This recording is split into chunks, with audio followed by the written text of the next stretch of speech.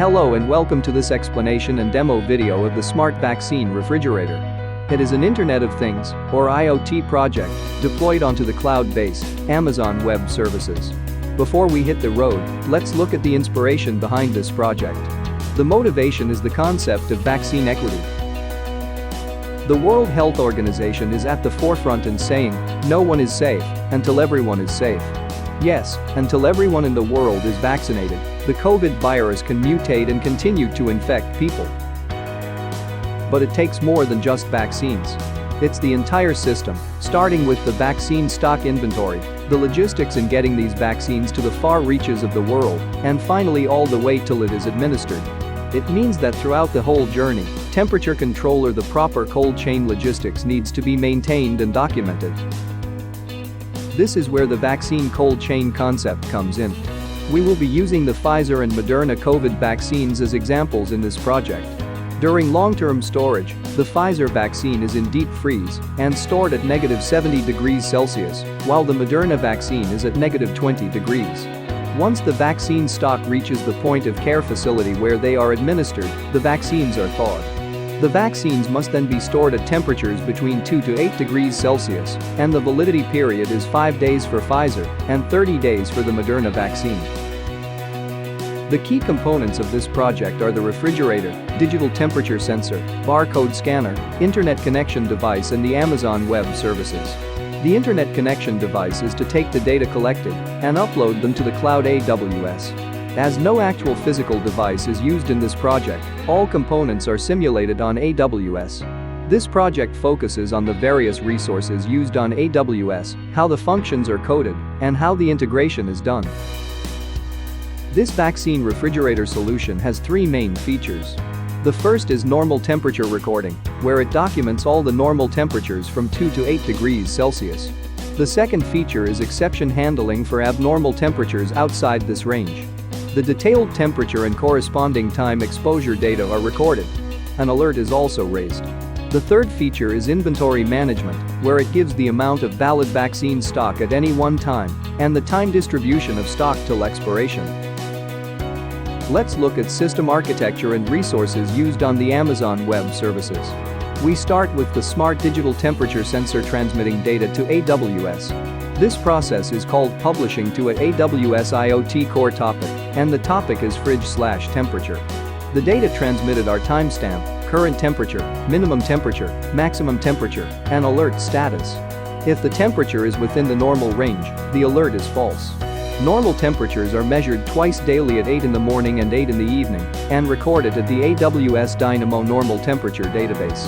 If the temperature is outside the normal range, the alert status is true.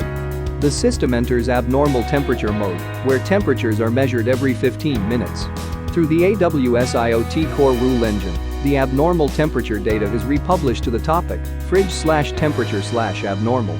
This is then recorded to the AWS Dynamo abnormal temperature database. This continues until the temperature returns to normal. The next is the AWS System Architecture for vaccine inventory management. Whenever vaccine stock is refilled into or taken out from the refrigerator, the stock is scanned and data is collected. The data is published to the AWS IoT core topic, fridge/inventory. The data is further recorded to the AWS Dynamo vaccine inventory database. Let's get into the details of the normal temperature sequence. Normal temperatures are measured twice daily and recorded to the AWS Dynamo normal temperature database. The recorded temperatures are downloaded regularly, say monthly, to a CSV file. This CSV file is then processed using a Python code Jupyter notebook to produce a time series temperature plot. This time series plot serves as proper documentation for auditor verification purpose. Let's see the demo on this. We start at AWS Lambda function and select the mock temperature sensor. This Python code simulates normal temperatures between 2 to 8 degrees using a random number generator set to that range. The environment variable is set to 5, which means a loop of 5 days with 2 temperature readings per day.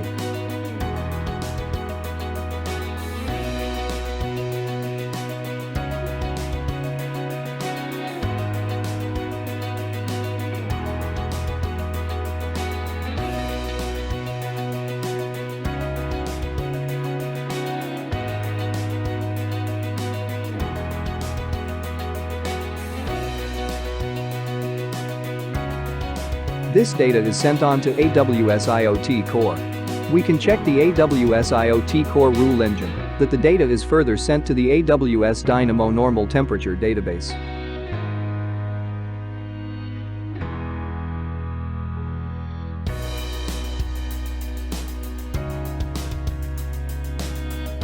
The AWS Dynamo Normal Temperature database can be downloaded to a CSV file.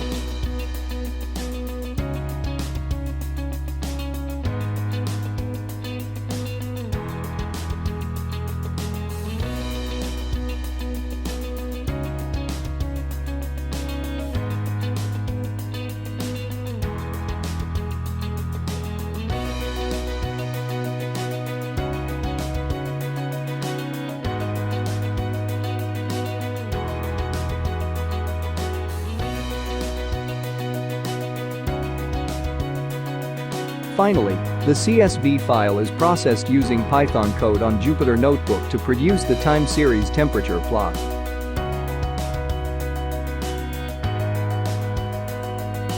Let's move to the abnormal temperature sequence. The 15-minute interval abnormal temperatures are recorded at the AWS Dynamo Abnormal Temperature database. These temperatures can be downloaded to a CSV file and further processed using Python code on a Jupyter Notebook. The Python code aggregates the temperatures and time data into a temperature versus time exposure graph. This distribution gives the amount of time the vaccine stock is exposed to a certain temperature range. This time distribution is used to consult the vaccine manufacturer on whether the vaccine can still be used or be discarded. Let's see the demo on this. We again start at AWS Lambda function and this time, select the mock abnormal temperature sensor. The Python code simulates abnormal temperatures beyond the normal 2 to 8 degrees range. The environment variable loop is set to 5, which means that the code produces 5 abnormal temperature readings.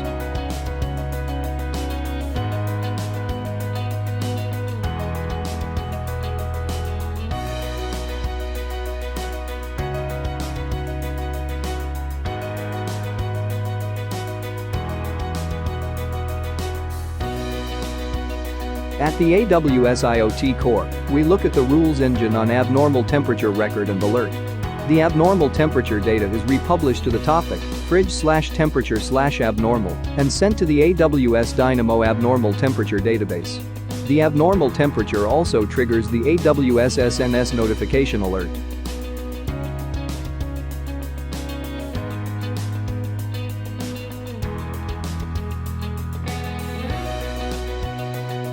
At the AWS SNS notification, we can see that the SNS alert notification is sent via email.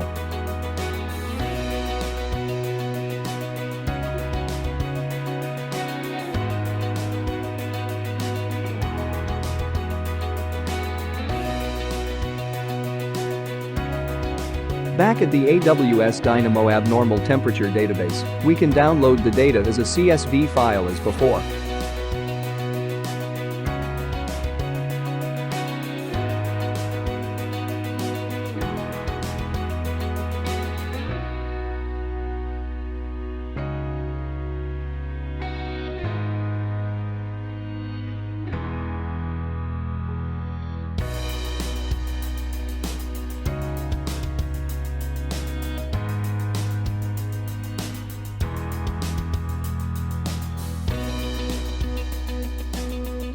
Finally, the abnormal temperature CSV file is processed by Python code on a Jupyter Notebook. The Python code aggregates the temperature readings into a time exposure table and visualization plot. The plot shows the aggregated amount of time the vaccine is exposed to a given temperature range.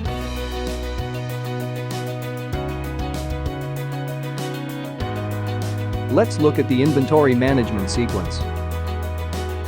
When new vaccine stock arrives, the barcode is scanned before storage in the refrigerator. The data collected are timestamp, vaccine type of either Pfizer or Moderna, in or out status, and box serial number. The data is published to the AWS IoT Core topic, fridge/inventory. When vaccine stock is taken out of the refrigerator, it is scanned before use. The same set of data is published to the AWS topic, fridge/inventory.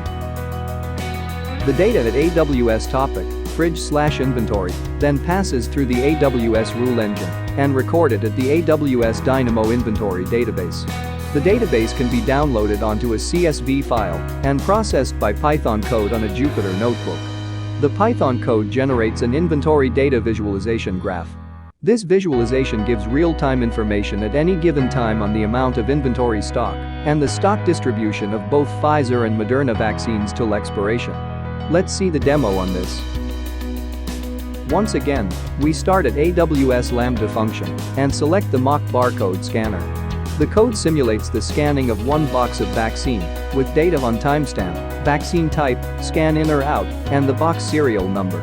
This data is configured at the environment variable section. The simulated data is then sent to AWS IoT Core.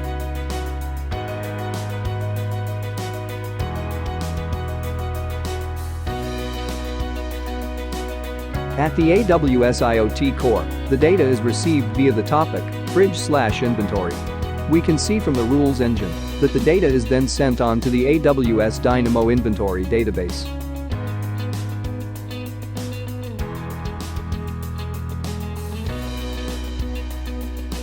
Over at AWS Dynamo, we can see that the data is properly stored onto the inventory database. The data can again be downloaded to a CSV file.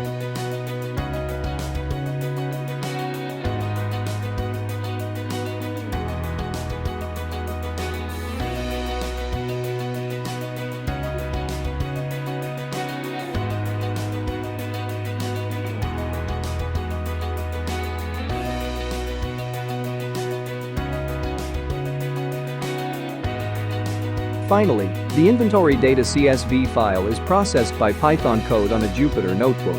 To produce a real-time inventory status, the Python code first eliminates all vaccine stock which are scan in and then subsequently scan out.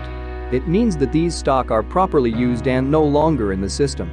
The Python code then checks for validity, namely, 5 days for Pfizer and 30 days for the Moderna vaccine. Lastly, the level of inventory at each data expiration is plotted for both the Pfizer and Moderna vaccines. Expired stock is shown as negative days to expiration.